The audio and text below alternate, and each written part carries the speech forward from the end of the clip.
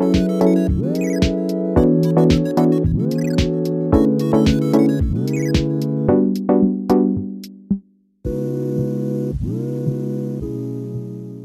ladies and gentlemen, to the Super Game Brothers podcast, a weekly podcast all about board games and video games. I'm joined every single week by my brother, Super Game Brother Link, keeper of the Master Sword, protector of Zelda, and defeater of Ganon. How are you today? I just defeated another Ganon in another timeline. It's light work, no reaction for me. Wow, nice. The Koroks also love me. They do. Yeah. Mm-hmm. No, I'm doing well. Life is good. I'm awfully tired today, but we are fighting through it. We like are. a boss. Yeah. Yeah, you were up at like 6, you said? Yeah, just normal adult stuff. Yeah, that's pretty. That's way earlier than I wake up. So that's pretty hardcore. It felt hardcore. Well, it felt normal until about 4 p.m. Mm-hmm. And whoa. It hit me. I'm getting old. And I'm starting to understand the necessity of napping. I hate naps, but every once in a while, you're just so exhausted on a day, you just let it happen. I don't like that I can get that exhausted. Mm-hmm. I feel out of control. Like, yeah, there's nothing you can do. You're stuck in this tired phase. Good luck. Mm-hmm. Yeah, I agree. It is. Growing up's fun. So fun. Yeah, it's odd. Yeah. It really is. Well, what's new with you, Devin? I got back to streaming. Oh, heck yes. Speaking of Zelda, been playing Tears of the Kingdom. Oh, spoiler for the next section. But no, got back to streaming. We've been busting out long streams. Yeah. Yeah, we've been putting the hours in, just getting right back to it. Maybe a little too intense. It was a fun, surprise of getting back, though. So you could rein it back in probably soon, and it'd be fun. Yeah, we'll get on to a more consistent schedule. But yeah, it's been streaming. And I'm realizing it's much harder to be absolutely jacked when you're full-time working. Oh yeah. I mean, that takes a lot of your hours in a day. Oh yeah. You know what I mean? Mm-hmm. And then just the mental drain. After you're done, you're like, I don't want to do anything productive, let alone lift heavy stuff. No, I went in the weight room maybe it was yesterday. I was like, okay, I just streamed for a long time. I put on some shorts. We're gonna do some lunges. So I went to Hulu, noticed there was a really dumb looking brand new Hellboy movie on there. David Harbour one? Called The Crooked Man. Oh, I don't know what 2024. Oh. Wow, that show was very dumb. It was interesting. I didn't watch very much. Basically what I'm saying is I went to lift, and after that entire day, the mental drain was there. I started doing that, and I was like, yeah, 3 reps is enough. And I think I sat on the floor, did one stretch, and watched Hellboy whoop for a minute. And then I turned the TV off, and I think I went and ate food or something and went to bed. Nice. Yeah, it is crazy. Just having something in your day, whether that takes some extended period of time, whether that's work or a couple weeks ago, I was off work because Lacey was out of town, and it was just, getting the kids off to school, hanging out with our youngest, and then getting them home from school. Just having something in the middle of the day, man, it tires you out. It does. Sadly. Hard to be productive after. I find if I want to do something productive, I usually have to do it before. But I'm not a morning person, so those things are very much at odds. So I end up doing the productive things at night. So what I told you is not true. I don't do that. Yeah, I would like to find a strategy to really enjoy mornings. Because Devin naturally does not love waking up. His body goes, whoa, whoa, whoa, this sucks. Let's do anything besides this. But I want to be the person that goes, heck yeah. I'm so excited to do all these things for myself right now. And have that motivator be higher than the brutality I feel of getting out of bed. Yep, I agree. And that it almost never wins that fight. Oh, no. It's an easy loss. Yeah. I love how you went through that whole scenario though, holding the master sword. That was nice. I feel powerful Yeah, with this. it's gonna help you crush your goals. Filling you with that light of Zelda. Mm-hmm. Yeah. Cool, Devin. Well, we're glad you're back streaming. Player 4 Proto. Player 4 now is he's back. How was it? What was the vibe like? Was it easy to jump back in? Was it harder than you thought? Or I was nervous. I felt like an imposter, or like an imposter. Like I didn't deserve to be back. Like I don't just get to come back whenever I want. Mm. You know, I don't get to just break up with you and then call you and go, I'm ready now. You know, that type of thing. Yeah, sure. So for the first like 30 minutes, I felt like a lot of blood rush to my face and a lot of body heat. Mm. And I was like, I don't like this. And then that all went away once I realized people are awesome. And they didn't care about that. They were just stoked to see me. And it is back to complete normal, absolute nonsense in there. Yeah. And we're playing fun games. Cool. Well, good. I'm glad it went pretty well. It's hard to know as like someone watching. I'm like, I wonder what he's feeling right now. Oh, it was rough the first half hour. Yeah. No, I believe it. But hey, props to getting back to it. It's gonna be fun. Gonna be a good 2025 year of the streamer, man. Year of Player 4. Mm-hmm. Yeah. Oh yeah. Totally. Cool, Devin. Well, I don't have much new on my end this week. I guess just I'm gonna tie a bow on a story from a few months ago. You might remember we got the kids a trampoline and a basketball hoop for Christmas. Mm-hmm. Both of which broke immediately. Well, that's not 100% true. The tramp didn't come with some important parts. And the basketball hoop, even though I've filled up the base with water and this like mixture gel that's supposed to make it extra heavy and not like sloshy like water in there, fell over Christmas morning before our kids took even a shot from like a tiny little baby gust of wind and busted the rim.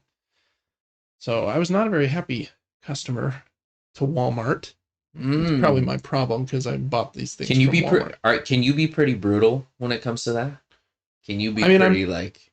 I wasn't like mean, but I was like pretty blunt. Like these are, went pretty poorly. I think you'd be better in that scenario than I would. I'd be like, I don't want to inconvenience you, but there was a gust of wind. I don't know if anybody knew about it. I didn't know about it. I know. We're all feeling this right now. Can I get a new rim? That's funny.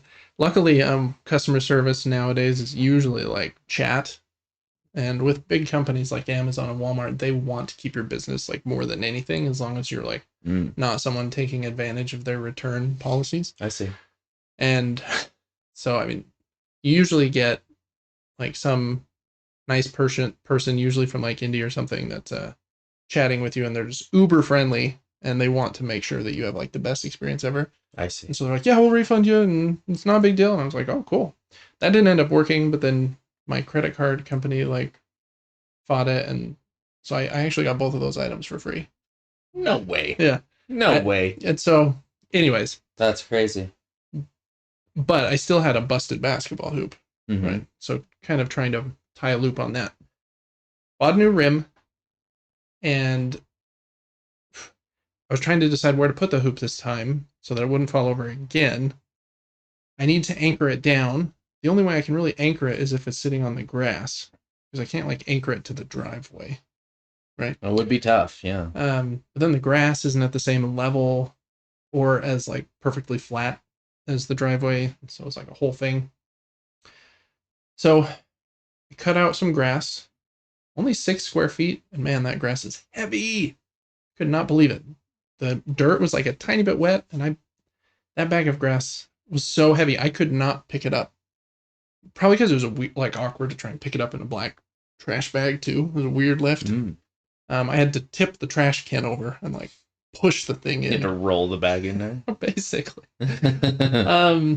So cut that out. Tried to get the dirt as flat as I could. Put a layer of like weed guard, and then this like 3/8 of an inch, like kind of foamy stuff that goes underneath pavers, and then 6 pavers underneath the basketball hoop, and then 2 like tie downs for like a truck on the base, connected to these 13-inch spiral ground anchors that go down into my dirt. Oh, wow. So with all of that, we do have a basketball hoop now. Holy crap. Whew. Yeah, it was kind of nuts. So I did that today. So I feel like sometimes I don't like having like an extra task that I'm more like stressed about and don't really know how to do.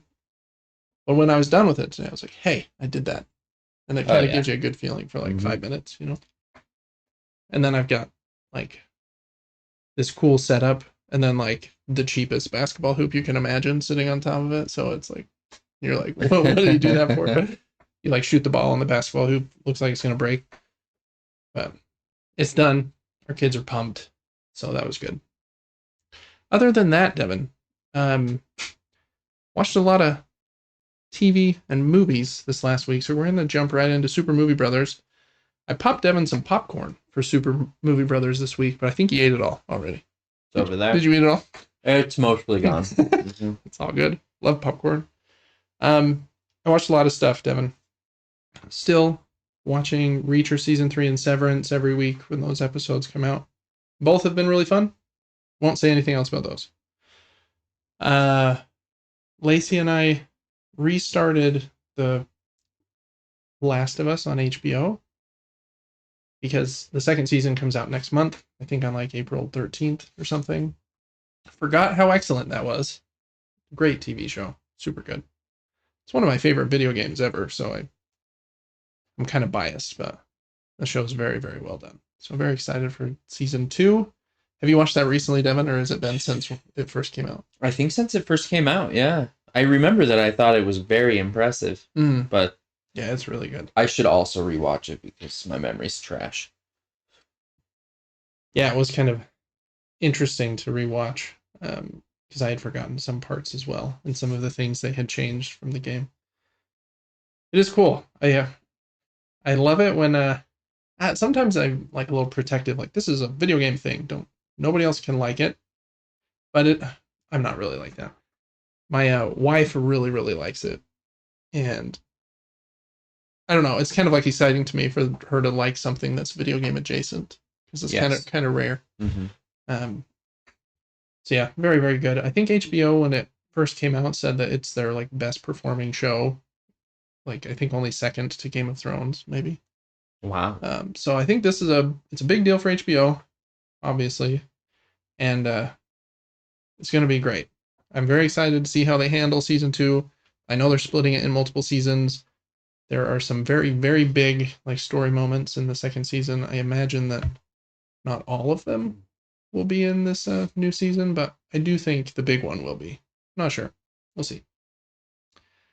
But my last night, no spoilers, but we watched episode 9 last night, finishing the first season.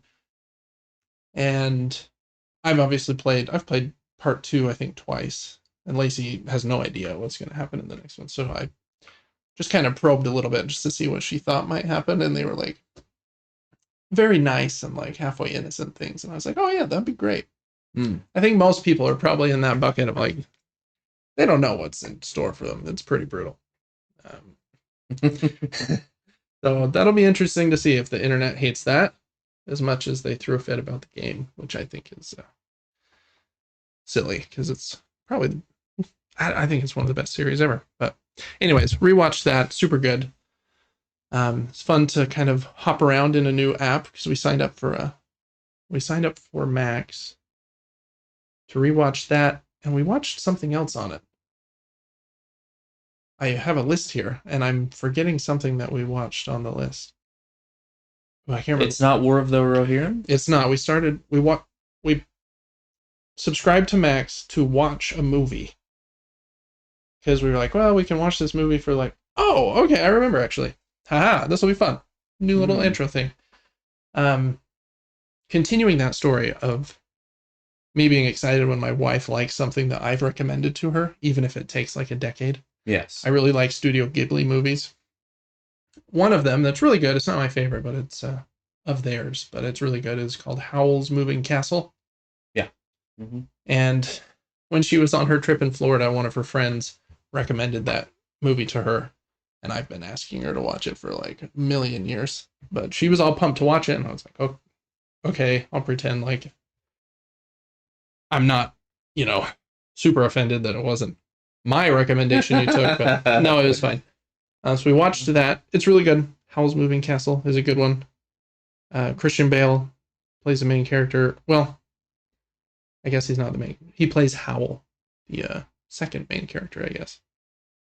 Very quirky and weird show, but I really like it. So we watched that, and that was the reason we subscribed to Max, because we were either going to have to buy it on Amazon or subscribe to Max. Then we watched Last of Us, and we did start War of the Rohirrim. And did you watch the other animated show on there, Flow? Flow? I haven't watched it yet. There? I have seen it on there. Our kids actually started it. But I don't think they finished. Yeah, I think it won Best Animated Picture at the Oscars. Crazy. Just kind of crazy. It won over The Wild Robot, which was a really good movie this last year. Mm-hmm. So watch that one if you haven't. But yeah, there's quite a bit on there that I want to watch. I need to finish Nathan For You while we have that subscription, and I'd like to see if there's any new Impractical Jokers episodes that we haven't seen yet, because we were caught up, but that was like a year ago, and I think they do have new ones. Yeah, I honestly couldn't tell you if they're continuing that right now or not. Yeah, I'm not 100% sure either. So there's quite a bit on there. And then we started War of the Rohirrim, but we didn't quite finish it yet. We're probably half an hour in. Really like the animation. I think it's very cool. The director that they chose is a really famous anime director. And you can tell it's like cool camera angles and like cool scenes. Some of the writing has been like a tiny bit iffy or cheesy to me, but I'll look past it. It's okay. Characters are cool. Did you say you're halfway? Probably 30 to 45 minutes in. We're probably around the same area. I think Hera's the main character, yeah. I feel like I like her already. Oh. She's a cool character. I feel like I don't know. I thought the strangest part, this isn't a spoiler, this happens in the trailer for the movie. It's in like the first 10 minutes. So Hera's dad is this king of Rohan, right? Mm-hmm. Rohan, however we're saying it. There's this other dude. He's seems to have known King Helm for a while, but he lives in another part of the land. I'm not saying this very well. I forget what his name was. He comes and asks for his son Wolf, who used to sneak out and hang out with Hera when they were really young, to like play in the forest and like find bugs or whatever,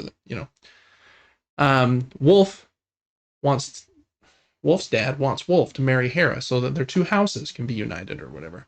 Helm, Hera's dad, says, I don't think you really want that. You just want to take over my throne, kill my other two sons, so that then Wolf can be king and you can control the land, because I don't trust you. And they get in kind of an argument and are about to fight, I guess, because I guess that's something kings do in Rohan. And they say, well, we can't fight in here. We have to go outside. Catch me outside. And fight. And they have like this weird fight. Helm punches the other dude once and kills him. Just a knockout blow. He's One Punch Man. Oh, yeah. Helm was a little much for me. Like it was...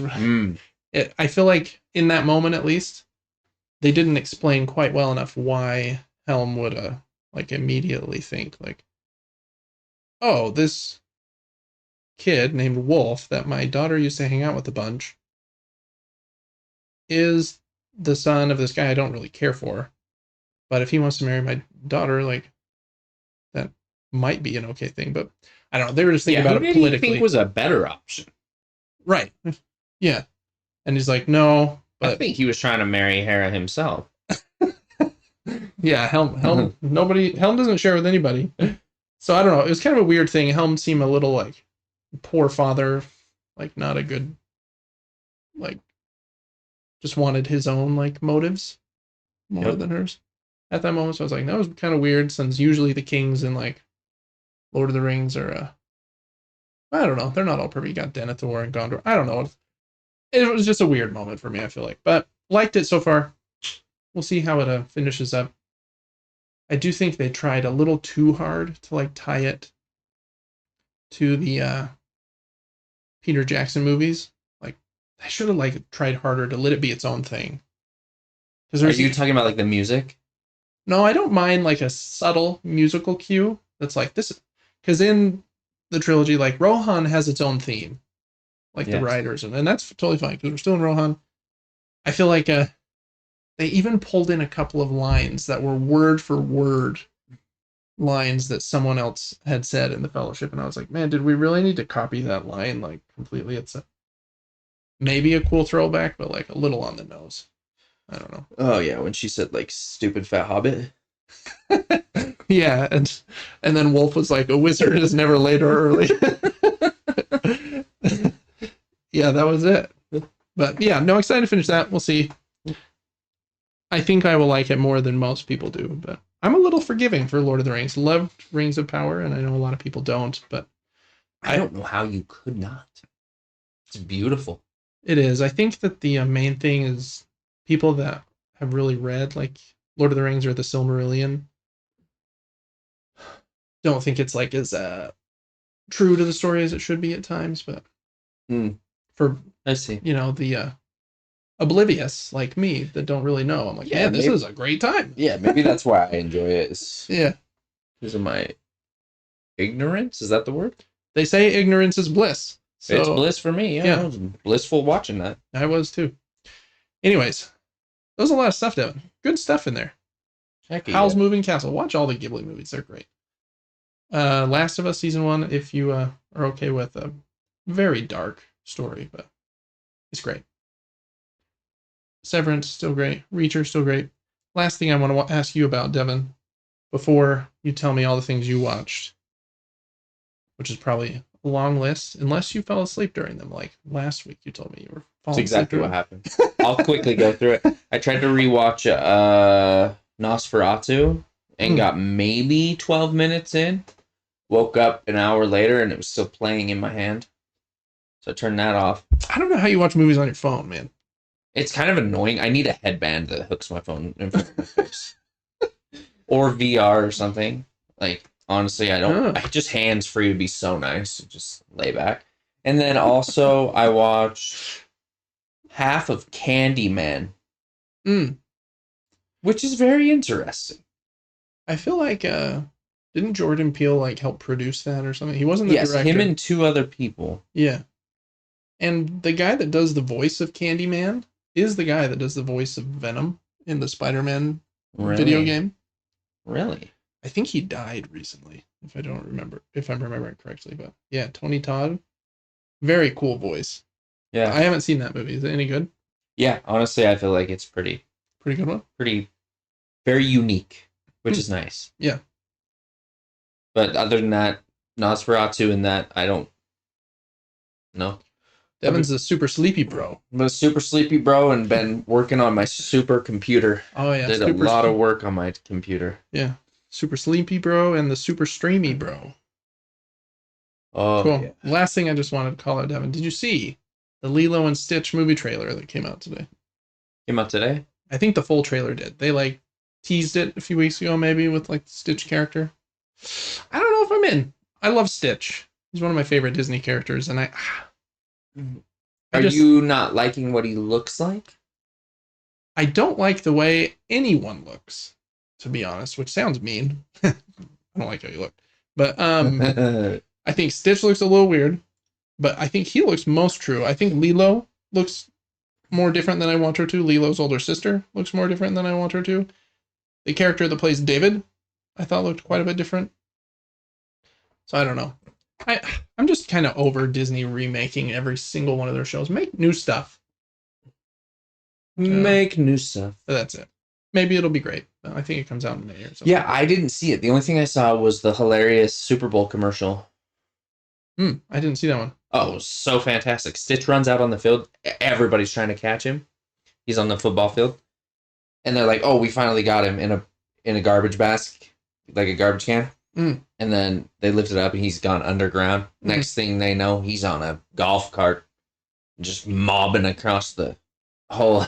Like one of those like health carts that Yeah, they take I mean, the football he's players going off pretty of. fast, and I think he just slams right into the goalpost. That's funny. That's all I remember, but it got me to chuckle. Yeah. No, I do like it when they like tie their because they obviously their like ad is Lilo and Stitch into what's going on. It's like, oh, what would Stitch be like at a football game? It's kind of fun. Cool. Well, lots of movies this week, Devin. Let's hop into the show because I think we're gonna lose you just like the movies are losing you mid-movie. Yep. No. All right. Opening kind of thing here. This is a weekly podcast about board games and video games, the ones we're playing, the ones we like, the ones we don't like, what we're excited about, a little bit about the news in kind of a quick fire Mini-Nuke fashion is what we call it. We do have a Patreon at patreon.com/supergamebrothers. Helps us keep the lights on. You can follow it completely for free. But if you do support us over there, you get some cool perks, like being able to write into the show, and getting episodes a few days early. And yeah, once you subscribe, you'll immediately have access to everything there. So anyways, there's that. We do also have a giveaway going on our website at supergamebrothers.com. And we're giving away a board game bundle or a video game gift card, whichever you prefer. So make sure to join that as well. I think that is all the shenanigans. So let's jump right in. Devin, we always start with new games to subscription services. And like the last few weeks, I forgot to look at this link. So we'll look at it together again. A Board Game Arena is a very fun website where you can play board games very quickly, I might add, even complicated ones. They have over 1,000 games on there and add new ones all the time. And the most recent one is Great Western Trail El Paso, excuse me. This is kind of a truncated, shorter, and smaller version of Great Western Trail. I love Great Western Trail. I have New Zealand. It's just up here behind my head. It's a game about kind of moving along a Great Western Trail, but you're also like herding. You have a herd. In some of them, it's been cows. In some, it's been sheep, like in New Zealand. And those are usually cards. It's a deck building game. You're trying to get better cards as you move along this path, and then you either sell your sheep or cows or do other stuff. Cool game. I'm excited to try this kind of shorter version. Has a tutorial and all those kinds of goodies. Then there's one called Stock Exchange. I don't think we talked about this one last week. No, we didn't. But I think that is the only other new one this week. So if you want to try out Stock Exchange, which it looks like each player has a shield, so there must be some kind of hidden information in that one. Ooh, plant. Fancy. The seeds of investment to grow your plant portfolio. So check those out on Board Game Arena. All right, moving over to video games. Devin, you'll have to tell me which of these is, if any, is exciting to you. PlayStation announced their games coming to Extra and Premium for the month of March, and I think they come to the service on Tuesday, which is the 18th of March. Here's kind of the headliners here, but looking at each of the games, you got EA Sports, UFC 5. Have you played one of those UFC games? I can't believe they're already at number 5. No, I have not. Nope. Yeah, me neither. I wonder if I'd like it. I remember our uncle had a boxing game for the PlayStation 3 in like 2006 or 7 or something.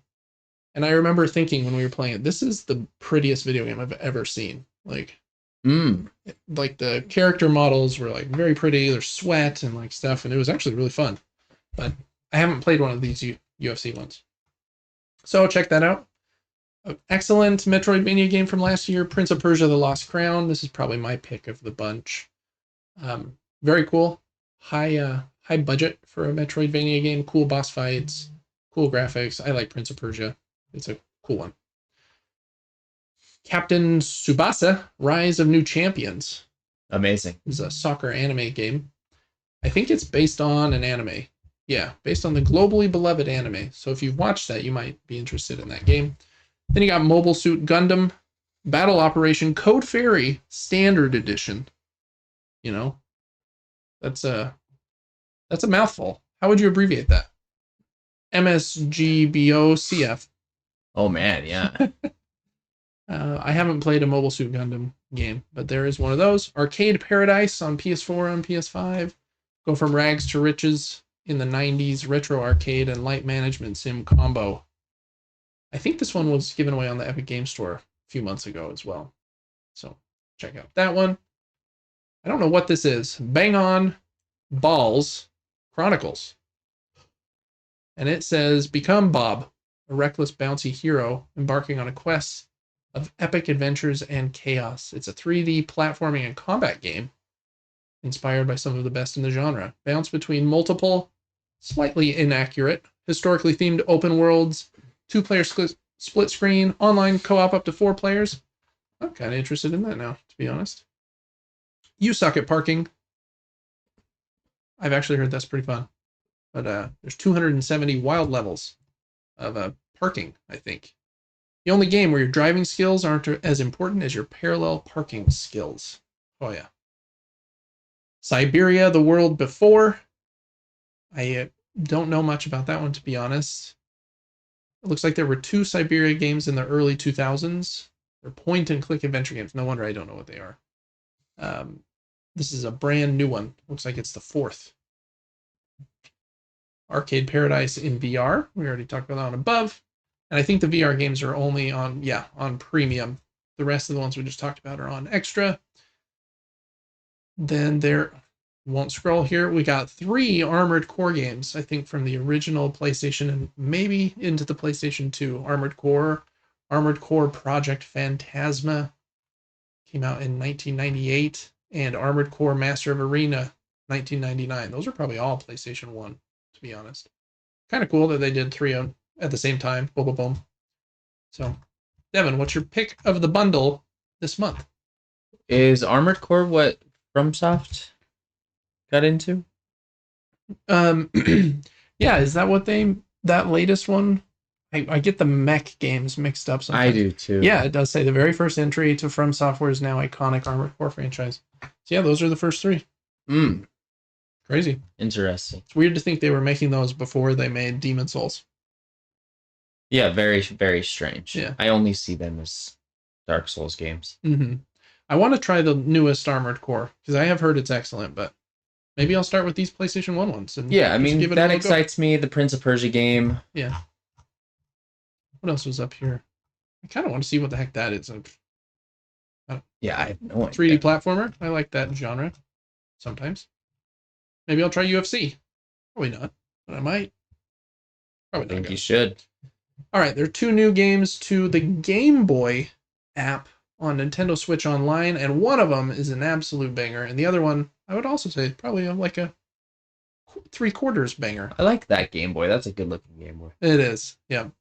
Donkey Kong 1994, I think, is the best Game Boy game, in my opinion. I know Tetris and some others sometimes win that vote, but in this game, the first 4 levels are the same 4 levels as the arcade version of Donkey Kong. And when it came out, everyone just thought that was what it was going to be.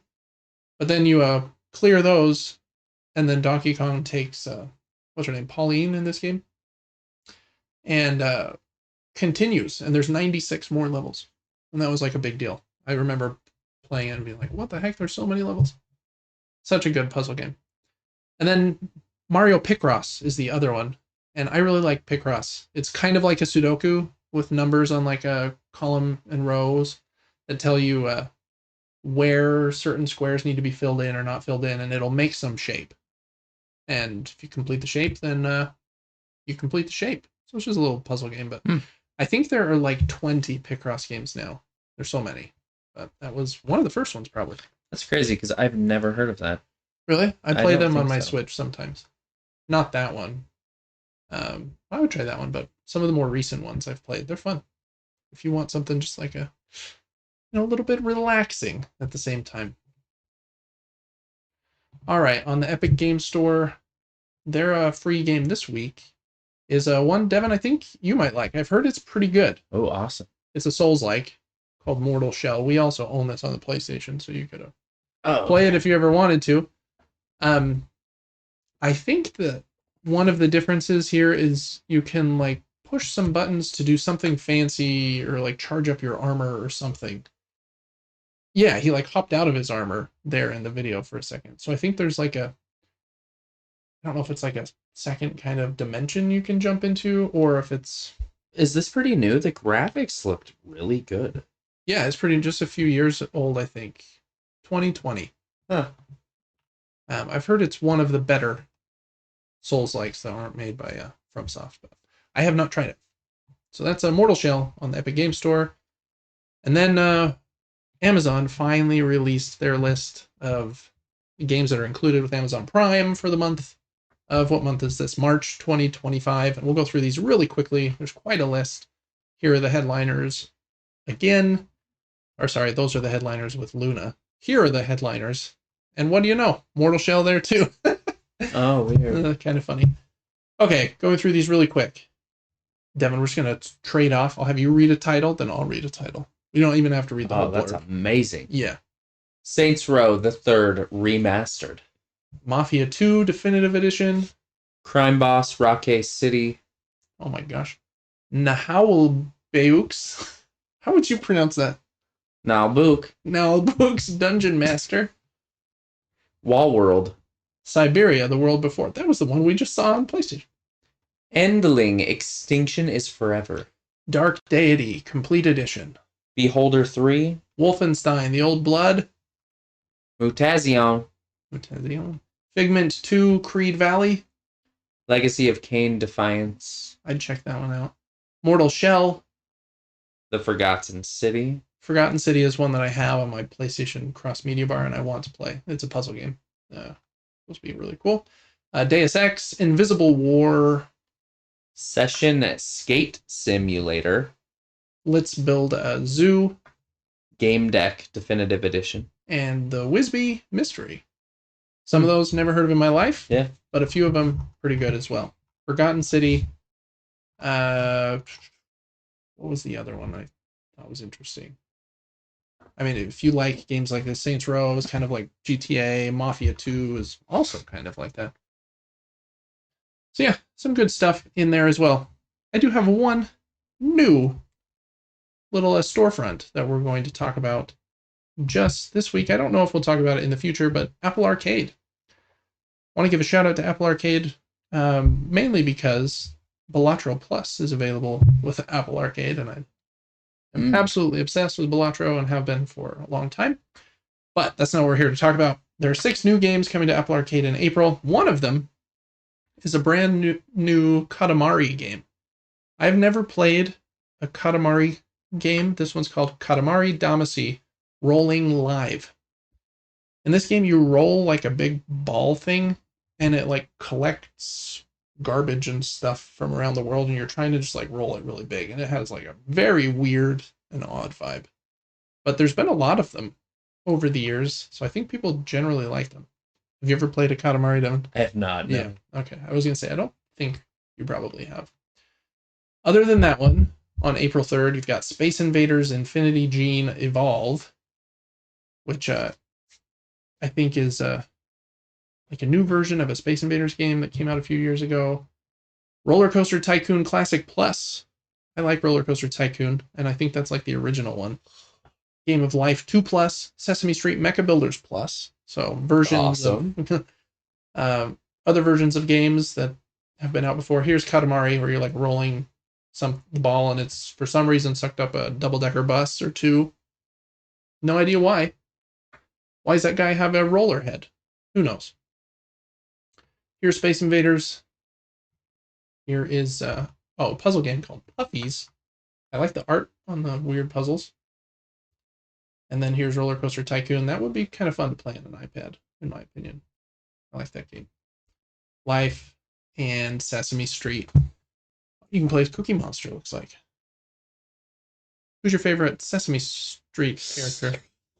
It's been a while. I feel like I would need to see them lined up. Let me give you real quick. I'll give you a few. Bert, Ernie. I do like those two. Got Elmo and Cookie Monster Big Bird. Mm-hmm. You got the big elephant. What's his name? Huff Snuffleupagus. Mm-hmm. Who else is in there? You got Gosmo. Is that his name? Super Grover. Grover? Grover? Who's Super grumpy, Grover? grumpy The one trash in the guy? trash can, yeah. He's what is his name? Oh, that's gonna drive me nuts. We'll remember it during the show, I'm sure. He's trash, man. He's You already said Grover? Is he not the one in the trash? is he the one in the trash? I think so. Who's the blue one that has like the turns into Super Grover? I thought that was Oh, I don't know who that that's is. like has Yeah, a who is superhero that? suit. And who's the one in the maybe he's Grumpy Grover in the trash can. That doesn't sound right though. I'm gonna go with Count Dracula because that man's taught me some Oh, ish. good, yeah. Good job. So. That's a good one. Why did I not think of Count? What's his name? Count the Count. They call him the Count. The accountant. The Count. It's not Count Dracula in there, it's Count Olaf. I can't remember. All right. If you can't tell, we haven't seen Sesame Street in a while. But hey, there you go. Apple Arcade has got some stuff. All right, Devin, do you want to jumping into what we've been playing? Do you want to go first? Do you want me to go first? I'll go. I can go first. I'm gonna just pull up your Twitch. Yeah, you can pull up. So I've only been playing one game, and that is a massive game. It's very well loved by people, and that is The Legend of Zelda: Tears of the Kingdom. Oh boy! Oh boy! We got noises everywhere. It's, Here we go. I don't even know where to start with this game. That's a clip from today. Yep, that's not what I wanted. Recent broadcast. Here we go. This game. Here you go. You're fighting Master Koga. Nice. This game is amazing. It's funny. The physics are so well done. I don't feel like I need to just compliment this all day because most people know that it's way good. Yeah, it's excellent. It really, really is. It's huge. It's overwhelming. The button layout isn't perfect, but all in all, it's fantastic. My biggest hope for this game is that end game material is deep enough where you would want to actually go out and min-max your character, if that's even the term. I can't remember. It would be nice to end the game after the story, be so focused on finding extremely rare or hard to acquire armor sets and then fighting these like elite beasts that are like super hard to kill. I'm sure that's not how endgame goes, but that would be my hope for it because a lot of times for me in these Zelda games, there is so much to explore, but once Ganon has met my blade, I typically bolt to something else because the story's done. There are definitely more like end game enemies. Like in Breath of the Wild, I don't think this is a spoiler, the main end game enemy was the Lionel, right? I think I'm pronouncing that right. Like the what would you call that? Centaur looking buff dude with the bow and arrow. Yeah. Mm-hmm. There were a lot of those, and in Breath of the Wild, the goblins and the Lionels that I think were like white and black spotted were like the most strong and dangerous. I think those are probably like the toughest. There are more and different end game enemies. There's even a couple that I never beat, even though I tried quite a few times. So I think you'll find it better than in Breath of the Wild for sure. Just interjecting a bit while you were to interrupt you. No, I don't have too much to say. It's just it's amazing that Nintendo could make such a who made this. Oh yeah, it's Nintendo. They made such a fantastic game in 1080p with a lower frame rate on a console that really isn't that powerful. Mm-hmm. I wish that this could look better, but I don't really care. I kind of enjoy its derpy look. Yeah, in a way. I like the graphics. Like, I don't mind. Like, I think artistically it's very like pretty and cool looking. I just wish that you could put it on the put it on something equal to the PlayStation 5 so that boop, it's in 4K and boop, it runs at 60 to 90 frames per second. Mm-hmm. and I can tweak the controller layout or whatever else. But just those three little changes, I think, like this running on the Switch 2 is probably going to be pretty, but we don't know exactly how powerful that's going to be anyway. So it is crazy that they can make such a good, big, huge, expansive game with probably the craziest physics engines I've ever seen Truly. in a video game, running on the stinky Switch. I don't know how they do it. Mm-hmm. Because I just want to think like, man, if they just had 5 times as much power, like what else could they have thought of? Oh yeah, I've died in a lot of random ways in this game, and every single time I go, I should have died there. That actually is what would have happened. Right. It's almost too realistic. The world reacts like very well. Like if you think you can do something, you usually can. Yes, it allows you to play the game however you want and die however you want, because everything affects you like it's real life. Temperature, lighting, fire, gravity, wind. I mean, just everything. Yeah. It's such a well-made game. It's very, very impressive. I'm excited to dive really, really deep into this. Maybe not too deep, but I didn't want to stop streaming it today because it's a fantastic video game. Yeah. It's a hard one for me. I think it's almost like a perfect game, like 10 out of 10, like amazing. I do think it's like, at least for me, like an old man with kids, it's too long. And so I did a lot of side stuff, but I end up skipping a lot of it too. Like I'm there for like, wow, this is really cool. I want to unleash some of my creativity, but I can't be here for 400 hours getting like filling my heart meter up and like finding all of the best stuff. I want some of that, and then I want like the really cool like story moments. Mm-hmm. I do feel like the really cool story moments in this one are a lot stronger than in Breath of the Wild. Obviously won't spoil any, but some of those are like, where's Zelda? How do I get into the secret forest? When am I going to get the Master Sword? Blah, blah, blah, blah. You know, what's Ganondorf going to look like? What's the final fight going to be like? What are the dungeons and those fights going to look like? Because you kind of know that structure is like what makes these games. But yeah. I've been impressed with the temples. There's a lot of they're better than the depth and height. And you can see on the screen here vehicles you can create, and the mechanics to this game are so unique. Yeah. And complex and overwhelming. The other thing that just blows my mind, and it makes sense why this game took so long to make after Breath of the Wild, that ability in the first game, you're like, you have to climb a lot. You're climbing stuff a ton. They're trying to get stamina food so that you can climb like this building or this mountain. And then in this game, they're just like, you can do that still a little bit now, but now if you want to fly, go ahead. Or we're just going to, in the first half an hour, we're going to give you this ability called, Arise? What's it called? Ascend, where you can just, if you're close enough to the ceiling, you can just whoop through whatever surface that is, and you pop up at the top, and it works everywhere. Yep, you can go anywhere. I don't understand how they made a game this big, because the main level is as big as Hyrule. It has a depth underneath that's, I think, about as big as Hyrule too, and then it has sky islands, like floating up in the sky. So it's like 2.5 times as big, and they have to think about in every single square inch, every room of the game, how close is the ceiling? Should we let them use Ascend? Should the ceiling be close enough here that they should be able to use Ascend? And if they do, where are they going to end up? Because you can ascend right out of the depths to the surface.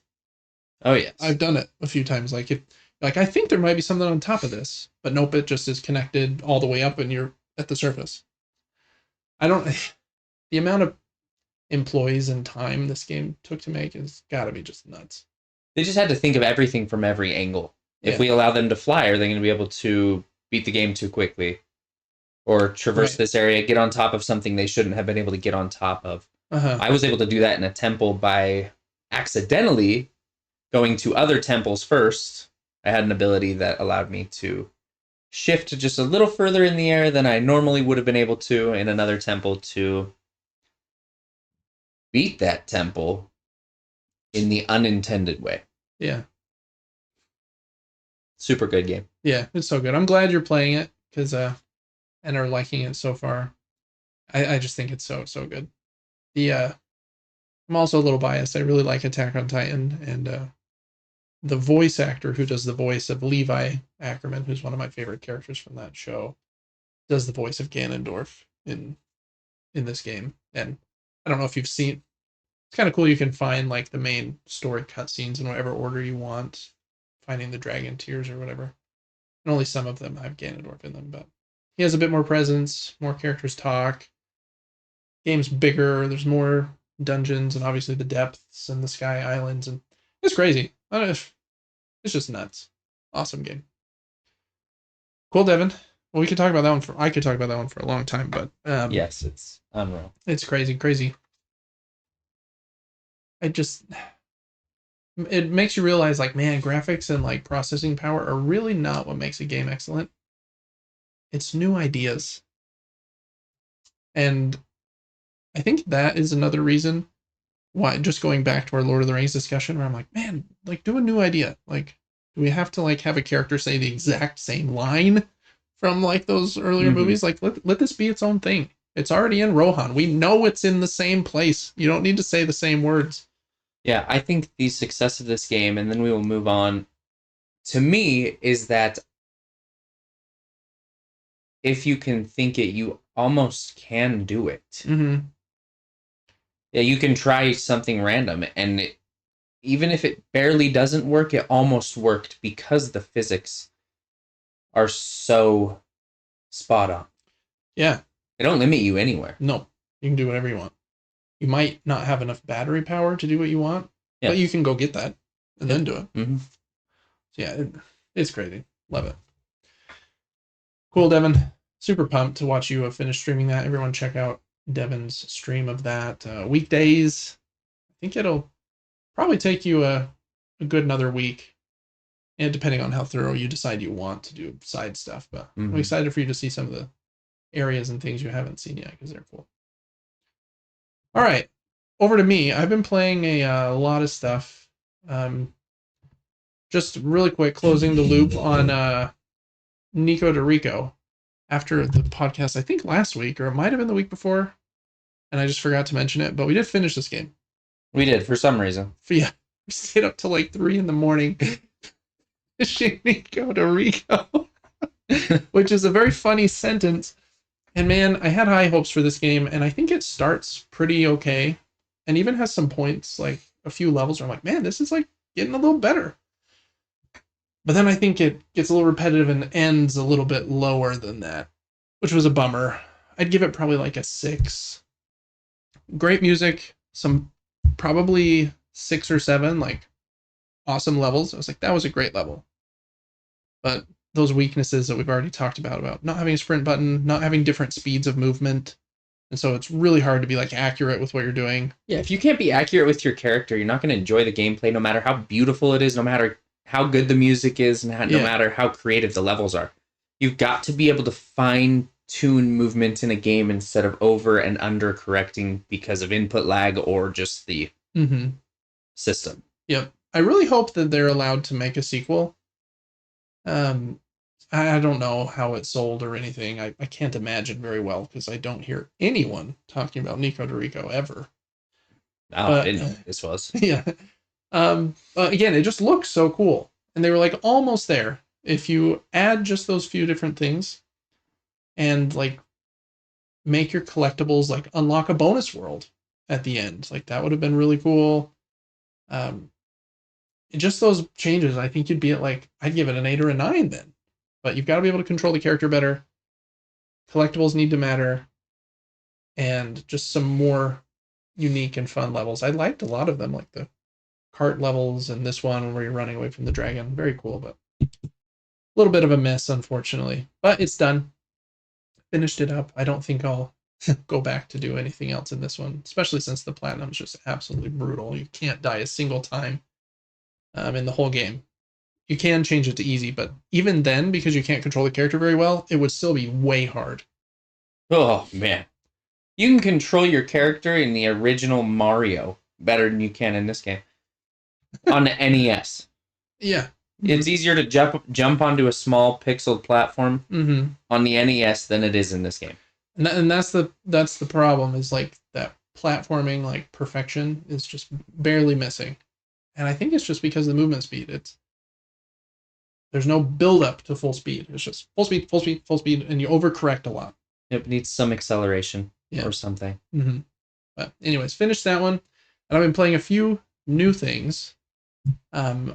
First one is a little arcade game that I've had my eyes on for a little bit, but it was on sale last week, so I finally took the plunge.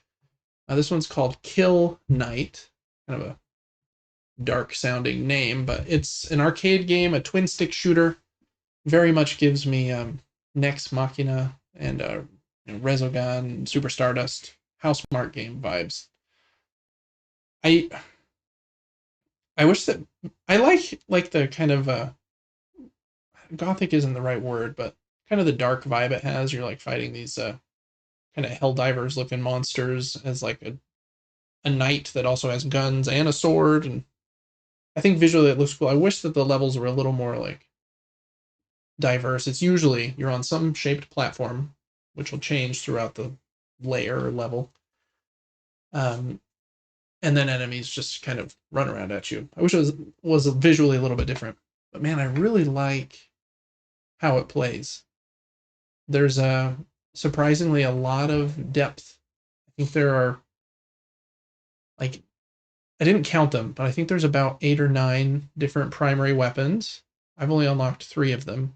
Then you also have like what would you call that? A heavy weapon? There's probably that many of those as well, and I've only unlocked a couple of those, and each of those heavy weapons have like an overdrive wrath ultimate, they call it. And then you have different melee weapons, and you have different passive abilities that you're unlocking and kind of mixing and matching, trying to find the build that you like. And then, with all of that variability, while you're playing, it has so much that you can do at like any given moment. You're usually shooting with the right trigger.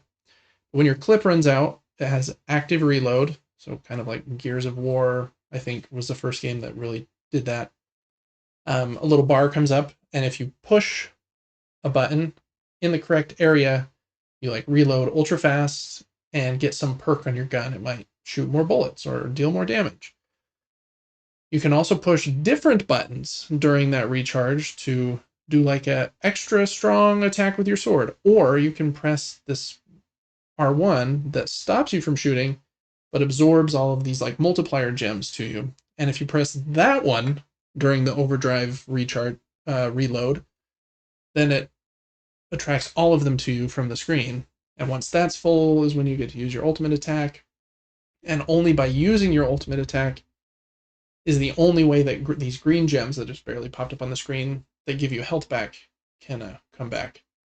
So you're balancing all of those basically with every reload. What's best for me to do right now? Keep shooting with the ultra-powered gun now that I've correctly timed my reload? Or get all the orbs, do a fancy slash. It's just really fun. Arcade action. You can, levels are like 5 to 8 minutes long, unless you die, and you will die often. Very, very cool. I think I got it for $7-ish. Totally worth that. I think it's really great. So if you like arcade style games, twin stick shooters, think Geometry Wars, that kind of stuff. This one's really cool. Really like it. So that's Kill Knight. I also started another game I got a few months ago, but just haven't gotten around to. This is kind of the problem that David has. When there's a sale, I'm like, ooh, I wanted that game. I'll get it. Then it goes on the backlog. Then it might sit there for quite a while. Much like I did with Hi-Fi Rush. This is an Xbox game originally, but came over to PlayStation last year sometime. And this is a really cool one. It's basically, man, if you took like something like Ratchet and Clank, took away the guns, you're like doing melee attacks and stuff, and mix it with Guitar Hero. Interesting. So it's all music based and timing based. So even when you're like holding the joystick, your character's movement, all of his steps are with the beat of the song going on. And if you do your attacks right on the beat, they're stronger, and that's how you do combos and stuff in this game. I don't feel like I'm very good at it yet because it does feel weird to go from like God of War or something with a somewhat similar like camera view and like hacking like gameplay style to something where I need to be focused on, okay, it's like square, square, triangle, dash, square, square, triangle, ultra hit, and you're trying to do it all with the beat. It's very helpful. Basically everything on the screen like gives you visual cues. Like the character even snaps when you're standing still in the beat. Your health bar at the top left like kind of pulses to the beat. There will be these grates on the ground and they'll shoot steam out on like the beat, and you have heavy attacks with triangle and stuff. Very cool. I hope that I can get a little bit better at it. I In these kinds of games I feel like the timing from your latency from your controller to your TV, and even more importantly, I think from your TV to your audio device, like I use a little sound bar, is super important. And I feel like most of these games have like a setting where you can adjust the lag on those things so that it'll have like a thing go by and you push the prompt right when it's in this center line, and then it will auto adjust to say like, oh, okay, we can tell that his audio is 20 seconds delayed, and so it kind of lines those things up. This doesn't have a setting like that, so I felt like there were times I was playing better than the screen was showing me. But maybe I just need to improve. I'm not 100% sure. But cool game, cool idea. We'll see how much more I play of it. I might think it's cooler than I really want to play like a 20-hour game in that style. It might only be 8 hours. I have no idea how long it is, to be honest, but cool game. Excited to try it out some more. And then last up, I've just been playing a ton of Balatro. Wow, so much. Super obsessed. I kind of play it every night to wind down. Mostly on my PlayStation because I want the trophies, but like I mentioned earlier, it's on Apple Arcade. I have it on my what's it called? On my iPad. And it's just wonderful. It's so fun to like find different combinations of jokers and cards and decks. And man, I can just see myself like playing this for like the rest of my life almost. There's so much depth and it's really fun. I don't know what else to say about it. If you like card games at all, I think you like this one. You don't have to like poker, even because it's really just like a game about building combos with these like really cool and fancy jokers. Technically, you're playing poker hands, like a two pair or a full house and things like that. But other than that one connection to poker, there's really nothing else connected to poker about it. So that was a lot of stuff, Devin. Been playing a lot of video games. And in fact, I'm going to count Balatro as my board game of the week because I haven't been able to play any other board games. But Balatro, I think, is close enough. We're just about there. Yeah. All right, Devin, anything you're excited about finishing up that section? Split Fiction. I'm excited for that game if we end up getting it. And then I would like to. I'm just not sure when I'll have time to play it. Yeah, and I did watch a stream on 2 Point Museum. Looked very interesting. Maybe not for me, but I was entertained enough for a moment. I sometimes like those kinds of management games, like Roller Coaster Tycoon that we were talking about earlier. I'm mostly just going to be pounding through the video games I just talked about. Balatro, No More Nico DeRico. What else did I say? Kill Knight, and probably trying at least a little bit more of Hi-Fi Rush. Very cool. As far as board games are concerned, I have one delivering on Monday that I'm pretty pumped about. It's from Kickstarter, so that means I backed it like 9 months ago, and it's just delivering this week. And it looks pretty cool. It is called Apothebakery, and it's not a very complex game, but I like the both the art style and the Devin. I think we briefly looked at this one before, but kind of the gameplay mechanism, at least of the first phase, it sounds really cool, and I think the rest of it hopefully will kind of match. You have your own little Apothebakery where you are making different potions and I think baked goods for these knights in order to heal their ailments and stuff. And so you're managing your potions here, and you have some other tokens on your board in order to meet those contracts. I think the coolest sounding part of the game is this top board. I don't know if I'll be able to zoom in very much. But during the first phase of the game, everyone draws 3 of these cards. I think they're called like fories. It's like a foraging fairy. So you have 3 cards that tells you how much foraging strength you have. And the bottom of this track shows like how much strength you need in order to go that far from left to right to get to that card. So all the way at the end is like 5 foraging strength, or 8 if you want to draw the top 2 cards from the deck. So everyone has these 3 cards they're keeping hidden, and they are the only one that knows how much foraging power they have. And you know what cards you want, because the cards will dictate what resources you have in order to make the potions. And so you decide, of your 3 cards, how many am I going to send out foraging? You have to send at least 1, but you can send 2 or 3. And then your total foraging strength will determine how far you can go, but also turn order. Whoever sent out the fewest strength goes first, because their fories don't have to take as long kind of to get there, because they're not going as far. And that's a cool balance. I feel like you want to get farther, usually probably to get what you want, but I don't want to go too late in turn order, because someone then might just take it out from under me anyways. Then you use those for cool stuff. Has cool like acrylic pieces and stuff. We'll look at it next week when Devin's here as well. So that's Apothebakery. Excited to try that one out. Apothebakery. Hopefully it's good. It looks cool. I think it's like the first game from this publisher, Lux Lupo, if I'm not mistaken. So it always makes me a little nervous, but I read a bit about it, watched some videos, and I think it looks fun. 60 to 90 minutes. That's like a fun time frame for me for like a somewhat lighter game. So excited about that. All right, Devin. In video game news, I've decided I'm going to start breaking these things into 2 sections in the news Mini-Nuke. We might have an item or 2 each week that's like a bigger item that we might talk about a little bit longer. And then we're going to have the rapid fire nuke. And those are going to be like things we're just going to go through pretty quick that don't really need a lot more talk. Okay, Devin, for the first news item this week, there was a big report from Jez Corden at Windows Central. He's one of the media people that is most connected to Xbox, so he would know these things.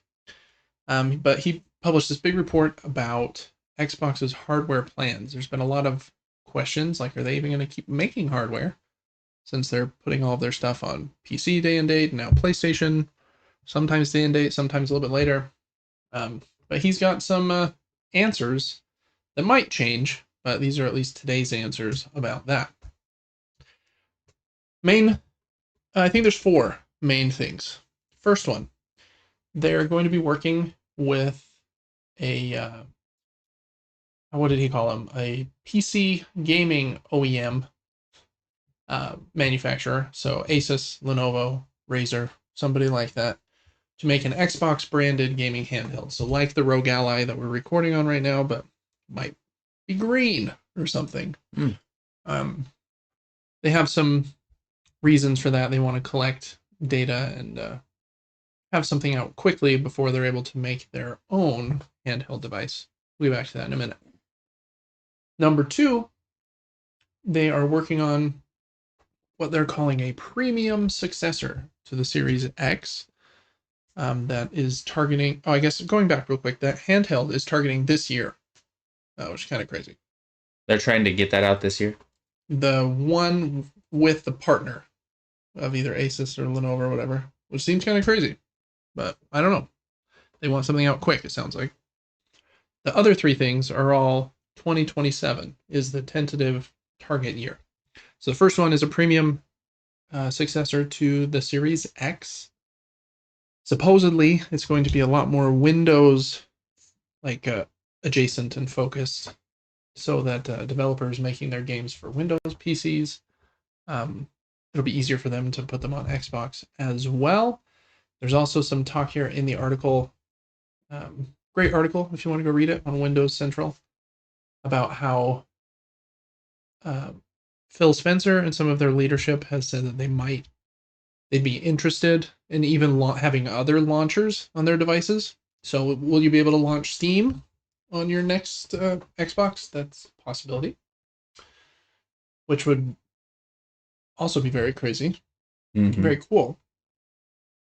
The third one is they're making their own handheld, which will probably like much like they have the X and the S, the cheaper, not as powerful version, be like the S to the more premium successor, also out in 2027.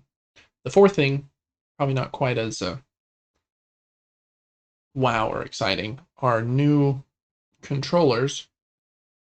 And those controllers are supposed to connect directly to Xbox's gaming cloud, um, which for some like game streaming services has been really helpful. I think like Google Stadia's controllers connected directly to their cloud, um, which helps with the delay between your input and the screen you're seeing if my controller's connected directly to Xbox's servers versus if my controller's sending data to the TV and the TV is slow and then sending data to What a cool idea.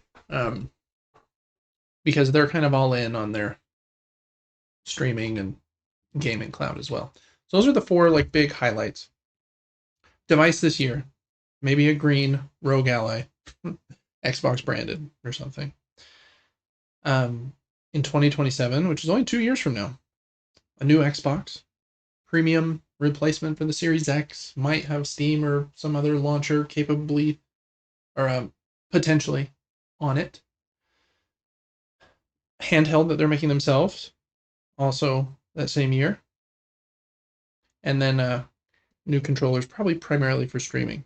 The main thing that makes me think of is it seems like they're obviously targeting 2027 as kind of their restart, next generation of devices coming out.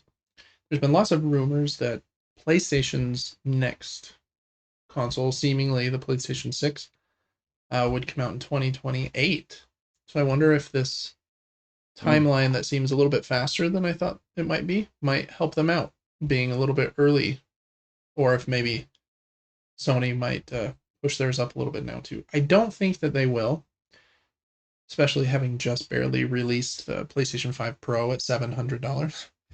I think that they now they have something that's a bit stronger, and I think they'll ride that out an extra year to 2028 probably. But I don't know, Devin. What are your first thoughts on hearing about those four devices? Anything I stand thought out they to might you? be stepping away from consoles.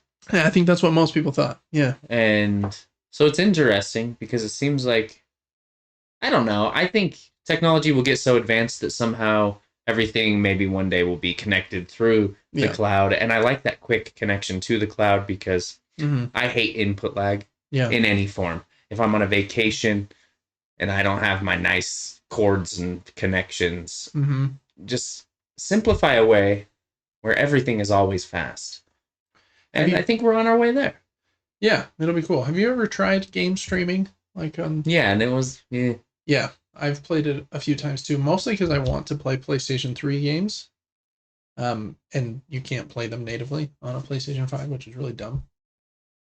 And yeah, it's not good. I don't like it. So anything they can do to make that better, it's cool to me. I'm glad that they're going to continue making stuff. I think it helps for them to at least be somewhat competitive there.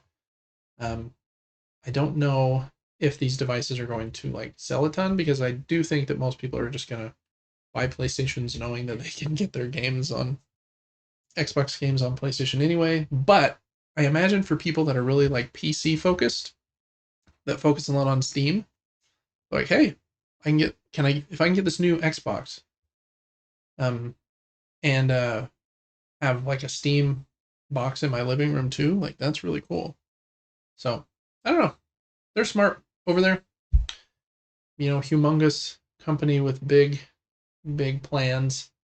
But that's kind of their approach for the next couple of years, it sounds like. And we'll see if this timeline holds true of being 2027 or not. So, kind of exciting. That was kind of the biggest news of the week that I think everyone was talking about. Mm. All right, Devin. For this part of the news, Mini-Nuke, we're going to rapid fire. So, we've got a lot of littler things that we won't talk about for too long because I don't think they really need that much talk. If there's something you want to talk about, please. We can rapid fire with a little pause in there sometimes if Oh we my want. gosh. If we want to. Can you imagine? I know. There's quite a few things here. So Devin, send me the first one if you don't mind, and then feel free to just send me them in whatever order or however you please. Rapid fire in 3, 2, and 1. Cool. Another big one this week. Death Stranding 2, on the beach. Got a release date, a new 10-minute trailer at South by Southwest just this last week. Comes out on June 26th. Have you played Death Stranding? No, I've seen it. It is a very interesting game. Let me see if I just put in a fake birth date here. Didn't realize they were going to make me do that. This trailer is like, it's very cool, but man, it's such a weird vibe. I feel like I would love it because I like sci-fi and like weird stuff like that. But I haven't played the first game, and I would need to do that first. The main struggle I have is I actually started the first game and played it for about 2 hours, and I thought it was really cool. But it's very slow. The story is you play as Norman Reedus, and you're kind of reconnecting like these parts of America after some post-apocalyptic event, and you're a parcel delivery man. So you have these packages and stuff, and you can organize them however you want, and you're like walking long distances. And sometimes I think you do have a weapon, but not often. And there's a whole system in this game about how you're balanced. And if you like start tipping one way, you can push the opposite trigger to like catch yourself and unbalance. And so like gameplay wise, it seemed very long and like I didn't have the time to finish it. But then like the story segments and the characters and the villains are like so cool. And so I don't know. I don't want to say too much maybe about this topic, but watch this 10-minute trailer if you haven't. It's very beautiful. And there's like cool vehicles and like crazy sci-fi goo, and like the characters are so crazy. Norman Reedus is always like carrying around this baby in a little pouch. And Troy Baker plays like this character named Higgs that's like super weird looking. I love the vibe. Yeah, as do I. Super cool. I want to show you what Higgs looks like. Here we go. We got a few of the characters here, I think. You can even zoom in a little bit, probably.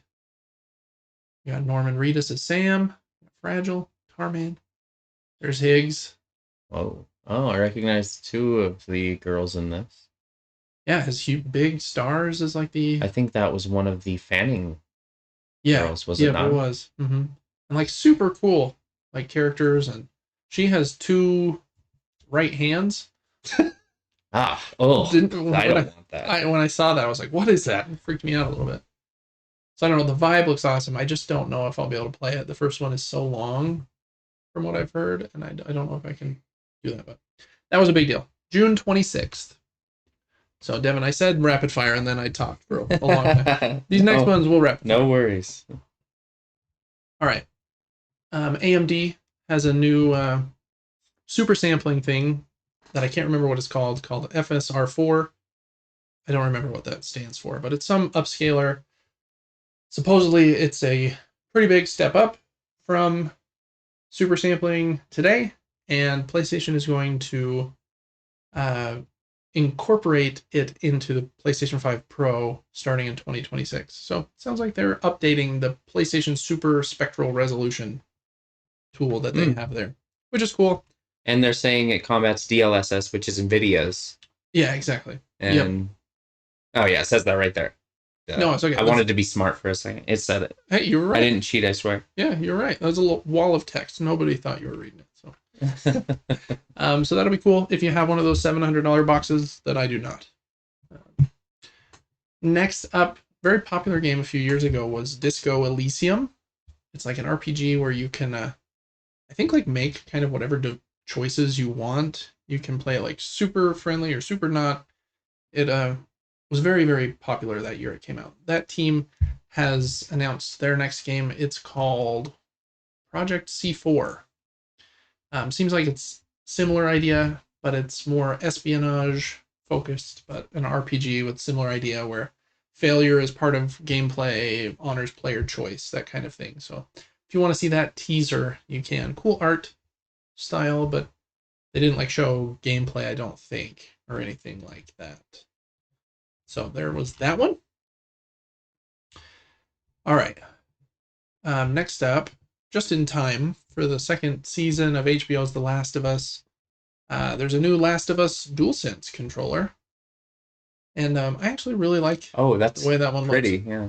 Some people haven't liked it, and I know the white sticks are like kind of controversial because they could get dirty like super fast. I feel like they would for sure, but I think you could maybe keep it clean if you were very like religious about keeping your hands clean. I don't know.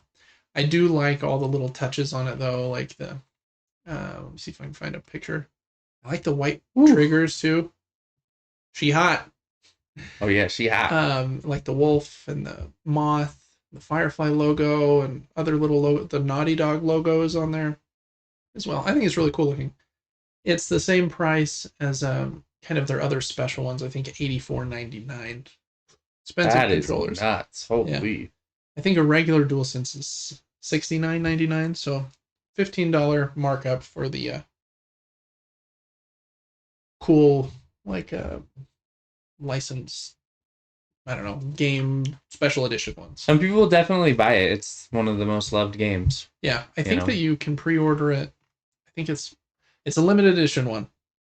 Pre-orders start on the 14th, which is in just a couple days, I think. What's today? Today the 12th? Today's the 12th. That's Friday at 10 a.m. So if you're hearing this on Friday, thank you, patrons, and you want this, well, there you go. Notified just in time. Split Fiction, Devin, you just said you were very pumped about it. Sold 1 million copies in the first 48 hours. They're a much smaller team than like Monster Hunter Wilds that sold 8 million copies in 3 days. I imagine this is a very big win for them. So it's been getting a lot of buzz. Excellent reviews. It looks really cool. I haven't watched almost anything about it, but the little I have seen looks very cool. Would you play sci-fi or fantasy? Oh, is that what you do? You choose one of those characters? I think the two characters have different passions, and one of them... I would choose sci-fi. Okay. That's so close for me. Yeah, it is hard. I like both. All right. Next up, there's a rumor or a leak, I'm not exactly sure, that Indiana Jones and the Great Circle will be releasing on PlayStation 5 on April 17th with early access a couple days earlier. I've been excited about that game. It was supposed to be pretty good. Have you seen any gameplay of that? It's first person. Slightly, yes. And like you have your whip and you can like sneak around and throw shovels and kind of be a little creative with your Indiana Jones combat, I guess. Oh my gosh. So Pal World is getting a crossplay update in late March. Devin's favorite game, Pal World. Love Pal World, honestly. 40,000 hours in that game. Nice. I don't know if I have anything else to say about that. Not next. Rapid fire. But there you go. There was a VR game showcase. They showed 22 games. And some of them look really cool. I really like my PSVR 2. I struggle with games with free movement because it makes me a little nauseous. I'm hoping to get over that someday, but we'll see. Some of these games do look cool, like Gorn is getting a sequel, Gorn 2, and they had a segment about Hitman, PSVR 2 mode, which looks very cool. You can like, to do your assassinating, you're like actually grabbing like syringes and guns, and kind of the flexibility of that game in VR is really cool. Like he's sniping right here, which is pretty awesome. But yeah, I don't know. Some of these games looked pretty cool. I don't know if too many of them are for me. One of the last like 6 were from the same company called Flat to VR, and they say their mission is to like take the best flat games and bring them to VR. And some of those look pretty cool.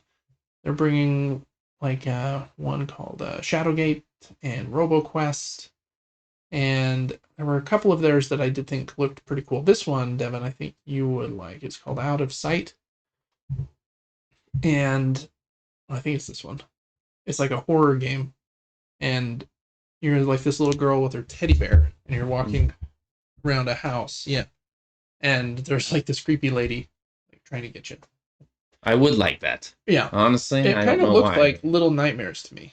Yeah. Like that's the vibe it gives me, and um, I think you kind of play as the teddy bear, and you like tell the girl what to do to solve puzzles, and then you're like moving around the house trying to avoid the. Ah, So I it's don't like know. Bioshock 2. You play as the big daddy, Oh yeah, that's true. Yep. and you save the girls. So, anyways, if you want to read more about those, there's a blog post on the PlayStation blog. I'll open that up just briefly, where you can read a little bit more about those 6 from that company, or you can watch the whole thing if you want to know more about all of the VR games that were announced there. All right. There was a 20-minute gameplay video released for Assassin's Creed. What's it called? Shadows? Yeah, Shadows. The new one that has 2 characters. One's like a samurai, and one is a sneakier person. Yeah. So, what's that called? One's a samurai, and one is a. There's another word for the other one, and it's gonna drive me nuts. Just like the guy in the trash can on Sesame Street that we can't remember. It doesn't matter, but they show gameplay, I think, from both characters' perspectives, because I think in some missions you can swap back and forth, and some you have to play as one or the other, and they play very differently. Looks cool.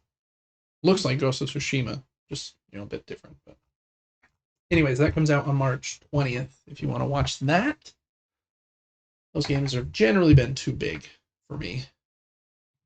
There's a stream tomorrow called the Silent Hill Transmission Stream. Oh, it will no. uncover Silent Hill F. That's what they're going to name the next game? I think that's the code name. Oh, let's take a guess what it's going to be. Do you think it's going to start with F? That's a good question. Sure. Um, Silent Hill Forever. Oh, that's good. That's good. I will do Silent Hill.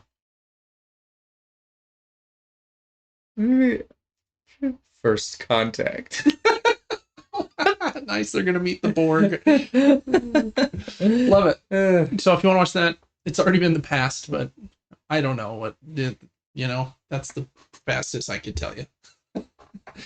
Next up, Nintendo announced another partnership with Lego. This one is Mario Kart, and they have this cute little video of a car driving around on the ground, which it doesn't really do, but then they show this Mario Kart figure. They said it's like more for adults. I think it's $150, and it's quite a few pieces. Goodness. But it's pretty cool looking. Oh, it really does look good. Yeah, I like it. Buy me that. I know, right? If I remember correctly, I think they have more sets than just that one. But it has 1,972 pieces. So, continuing rapid fire into like TV show stuff. There's a new trailer for the 2nd season of HBO's The Last of Us. Again, just looks excellent. I don't think we need to show too much of that, but it comes out on April 13th. Looks great. I'm excited to see what they cover of the 2nd game in this 1st season, going over part 2. There's a lot of confusing words there. Okay, there's a new Resident Evil movie. I think I talked about this a few weeks ago. I already forgot. Sony is making, directed by the guy that directed Barbarian, and screenplay written by the guy that did John Wick 3 and 4 and Ballerina. And it's supposed to be back to Capcom's horror roots. Comes out September 18th, 2026, so you gotta wait a year and a half. So there's gonna be no saving in that movie. Yeah, you have to have an ink ribbon. You have to take one to the movie theater, or else at the intermission halfway through, they kick you out. That's messed up. Yeah. Kind of crazy. Okay. That is all for rapid fire. Yeah, I think we did that pretty quick. Rapid fire is kind of nuts. Boom, boom, boom, boom, boom. I don't know if I'm allowed to do that on YouTube, but we did. All right. As far as board games, kind of continuing rapid fire, there's one thing I thought was pretty cool this week. Board Game Wire has this article where I think they got like an interview or some data from Stonemaier Games, who is a very popular board game publisher. The most famous game is Wingspan. And I was kind of surprised. They're very transparent about everything, all of their sales, what games performed well, and like how Wormspan, the sequel to Wingspan, was kind of at risk for them, and exactly what happened when they printed the copies. The owner of their company is this guy, Jamie Stegmaier. I think he maybe has a partner as well, but he seems cool. He has his own YouTube channel, and he seems pretty down to earth, like a cool guy. They made like $25 million in sales last year. Or sorry, no, that was in 2021. What did they say? It was their revenue was up after a 2-year fall. Yeah, post-pandemic stuff like that. Anyways, the thing I thought was really interesting, they give units sales for every one of their games. It's kind of crazy. So you can see like Euphoria and Pendulum, I actually own Pendulum, are some of their games that didn't sell the most. I have Libertalia as well. And Red Rising, I was surprised it sold 154,000 units.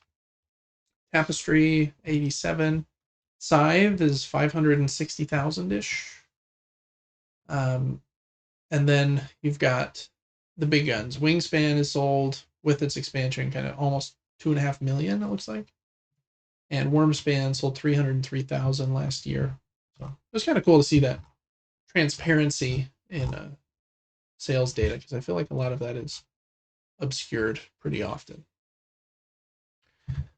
All right, Devin, that is going to bring us to Board Game Crowdfunding Corner for the week of March 14th, 2025. We look at board games that are ending, their campaigns, are ending in the next week to 2 weeks on Kickstarter, GameFound, and other platforms like those. And I think this week there were, I can't remember if there were 4 or 5, some number. 6. There's 6? Mm-hmm. Oh, well, look at us go. 6 games that we're going to look at pretty quickly. A couple of them are remakes of, or reprintings of earlier games. We were just talking about video games. I have remake on the mind. The first one is called Manhattan Project Energy Empire. This one came out quite a few years ago, and it's supposed to be excellent. It's from one of my favorite designers. His name is Luke Laurie, and in that game, he had a partner designer, Tom Jolly, and I have a game designed by both of them, Whistle Mountain, and Luke Laurie designed Andromeda's Edge, which is the humongous box behind Devin's head, which I really like. Devin hasn't played it yet, but it's a big, fun game. So I really like this designer. I've wanted to play this one for a while.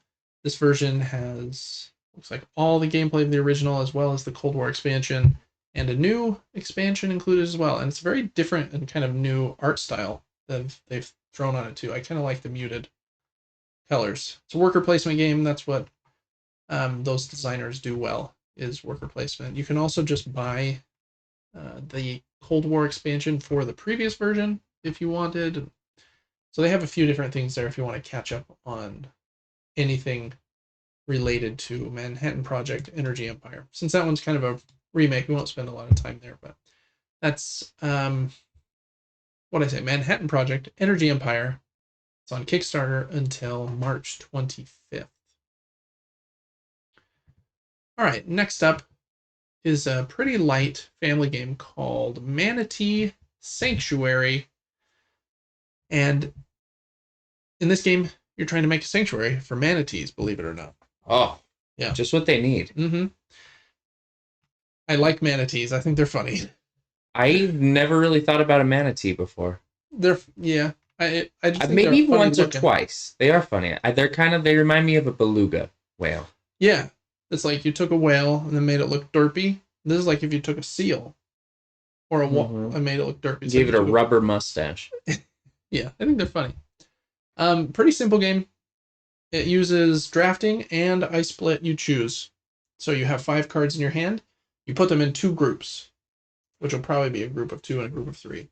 You hand those 2 groupings to a player next to you. They pick what one they want and give you the other one. So you're trying to group them in a way so that you'll get what you want. And then you use those cards in order to create a little sanctuary for the manatees, or to get resources, or have to draft manatee tokens, I think. So the cards have 2 different sections. The bottom section can be used for like your sanctuary board. The top section is used for the actions on top. Cool idea. I like drafting. I like I split you choose, and the cards being like multi-use two-sided. It's kind of cool as well. Looks fun. I also think this is a cool idea. They have 2 editions of the same game. Nothing is different about them other than the player colors and the cover on the box. And I guess if you get both, you can play the game with up to 12 people, which sounds like madness. But in a drafting and I split you choose game like that, you're mostly playing with the 2 people you're sitting next to. So it doesn't matter if there's 12 other people, So you can buy either version you want, the Mermaid Edition or the Sea Cow Edition. And that is funny because it does kind of look like a sea cow or something from Star Wars. But yeah, I like a good Manatee.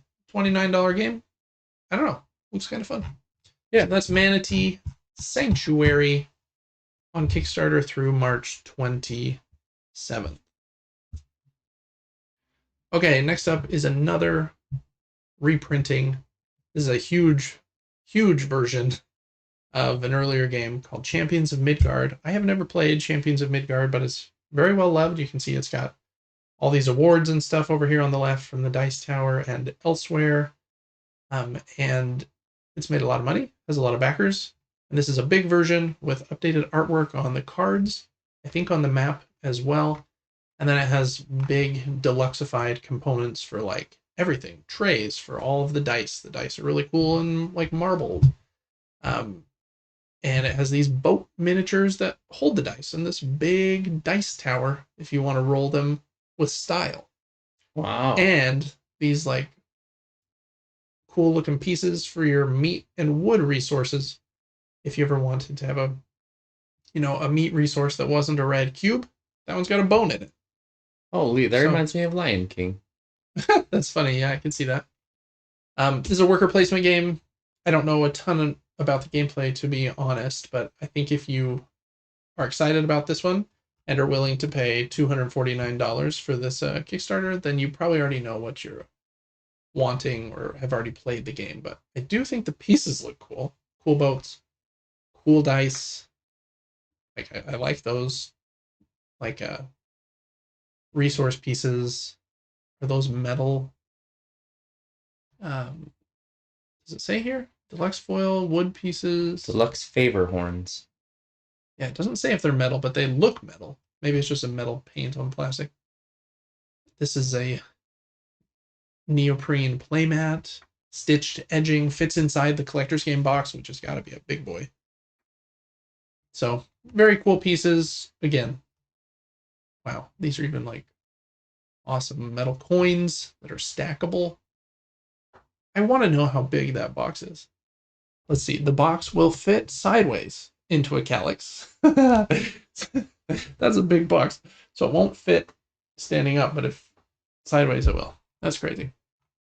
Anyways, that's Champions of Midgard. Again, you know you want it if you want it. It's on Kickstarter until Friday the 28th. Next up is a game called Thief's Market, another game using the I split you choose. They're calling it I cut, you steal mechanism here. This is a game that you'd only want to play if you're okay with people stealing your stuff often, and you're okay being slightly mean to other players. You're trying to get the most points, and like I think if you are able to steal like 3 emeralds, you win, and you do that by getting these cards. You can only get those cards if you have the resources required. And so on a turn, someone will roll a bunch of dice, and you can either take as many items as you want from the middle, or steal someone else's entire pile. But then you have to remove one of the things you stole and put it back to the middle. So you want to take as much as you can without making yourself a target for theft. Seems to be the main play. Or on a future turn, you can use the gems and stuff you have in front of you in order to buy those cards, which will help you win the game. So stealing all around, trying to be sneaky, not let people steal your stuff by making sure there are always other things that are more appealing to be stolen from. Interesting idea. I'm not always a fan of games of that style, but with a $19 retail pledge, that's a pretty low entry point, which sounds kind of fun. Or you can get the fancier version with the metal coin, wooden tokens. That is Thief's Market on Kickstarter, also until the 28th. Okay, next up is probably the one I know the least about. It's a cooperative game called Companion Quest. And it looks pretty light. It's for ages 10 plus, plays in half an hour. And you're going to befriend these companions, roll dice, and modify the dice. And what else did it say here at the top? Overcome quests in this strategic co-op adventure. I think that for people that like cooperative games, they probably kind of know what this is going to be kind of like. You're helping each other to get the dice rolls that you want in order to complete those quests. Seems like a game that my kids would like and would be kind of fun to play with children where you can help them along. Again, I don't know that I would get it solely to play with adults. I'm usually looking for a bigger, more complex game for that kind of game night. But I did think the artwork and the short play time and the pretty simple kind of gameplay mechanism seemed like my kids would like it. So yeah, pretty simple one there. That is Companion Quest on Kickstarter, also till the 28th. Is this the last one? Or is there two more? It is. Okay, and then last up, from Flatout Games, they usually have 1 or 2 Kickstarter campaigns a year. And this time it's a doubleheader. They have the third game in the Point Salad kind of line called Point Galaxy, and a game called Propolis. And so just really quickly, Point Galaxy doesn't look very much different from like Point City, and I haven't played Point Salad, but the main thing that looks kind of different is instead of a grid of 9 cards, you have like a grid of 6 and then 3 decks up top. And I think you can also take from those decks, and you have to have one of those planet kind of cards in order to create a new column that you'll be putting these other cards underneath. So it's slightly different structure on a similar kind of gameplay style where I think on your turn, you take 2 cards. And then you can take cards if you can pay for them with the cards that you currently have. So you're kind of building an engine, because every card you take usually adds to this kind of stack of materials that you can use to spend for future cards. And whoever does that the best and the fastest wins the game. Let's see, where's Propolis? I thought you'd be right here. How to play. Propolis is a worker placement game where most of the spots are also on cards. So you'll be sending your bee meeples out to cards in order to get different resources, and then you can fortify them or tip them down and regain those rewards. I think it also like protects certain cards, if I think that's what the video said. And then you'll return them as well, build buildings, and then I think you can build kind of these centralized cards. They're calling Queen's Palace cards. So again, it seems kind of like a engine building worker placement game, kind of with a similar kind of vibe to Point Galaxy, but instead of just taking cards from the central pile to build your engine, it's about putting those workers out to kind of do something like similar. I think these games look really cool. I really like the art style on Propolis, and kind of sticking to their previous campaigns, they have like really low price points. So it's $19 each for the 2 games, or you can get them bundled together for $35 with some of the like Kickstarter promos, and you get a discount on shipping. Basically, it's $9 for shipping if you get 1 game. If you get 2 games, it's still $9 for shipping. So a little bit of a discount both ways on the games and on the shipping. So if you like Point City or any of Flatout other games, I'm a pretty big fan of them. So this is an intriguing one to me. That's Point Galaxy and Propolis, also on Kickstarter till the 28th of March. Devin, I flew through those 6 pretty quickly, kind of telling you a little bit about them. You sure did. Like we do every week. After that brief explanation, which of those campaigns is your pick of the week? I'm going to let you have Point Galaxy and Propolis. I feel like that is your pick. No, yeah, it is. This is my pick. Okay, my pick then is going to be Don't Look. Okay, I'll be surprised. Yeah, you better be surprised. Just click on it without reading it. Blur your vision. Okay, I will. Here we go.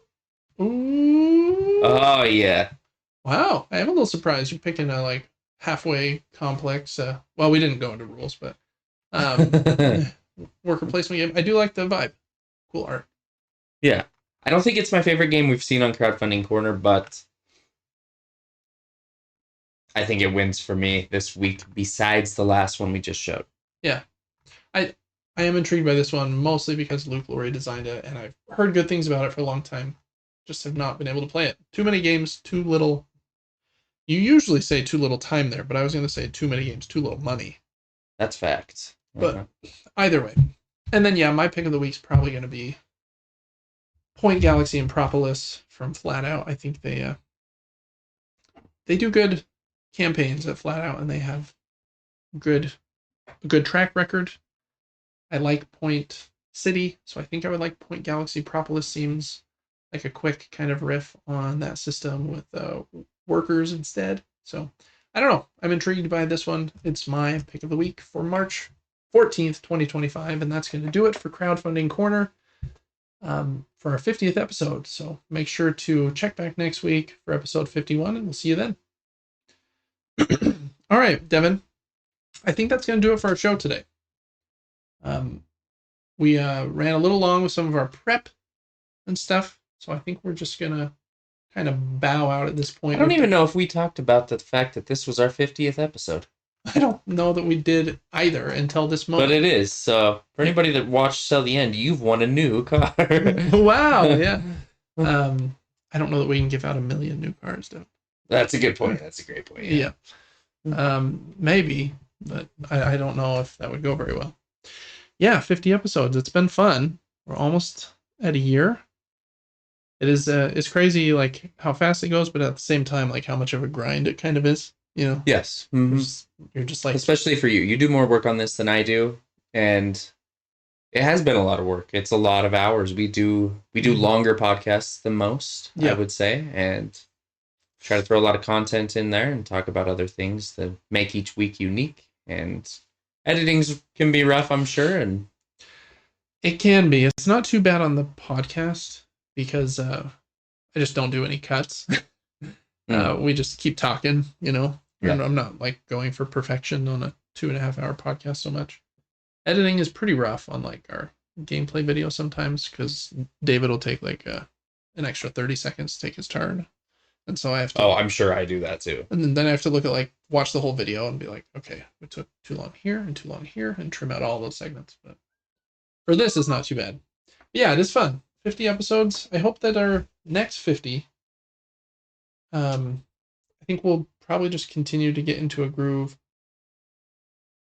There might come a point where we like, I'll be excited to see what like shifts we make. Like, should we cut this section or change something up drastically? You know, you're always hoping that more people will start listening and noticing you, and I hope that I'm able to spend a little more time like editing short form stuff to promote the podcast more, because I think that would help. But it's hard. This takes a bit of time to prep, to go out with thumbnails and YouTube video descriptions and export time and stuff. But I do think that would help. So yeah, it's been fun. It's been good. I don't know that as a non-podcast expert, I don't know that I have much else to say about 50 other than, hey, we're still here. Yeah, it's half of 100. Hoorah. Hoorah. But Devin, anything you want to say to the people before we say goodbye? Get your sleep, because if you don't, you'll feel weird. Yeah, that you know, this is true. And on that note, we'll see you next week for episode number 51 of the Super Game Brothers podcast. Make sure to check us out at patreon.com/supergamebrothers and supergamebrothers.com. And I'll see you next week. Adios.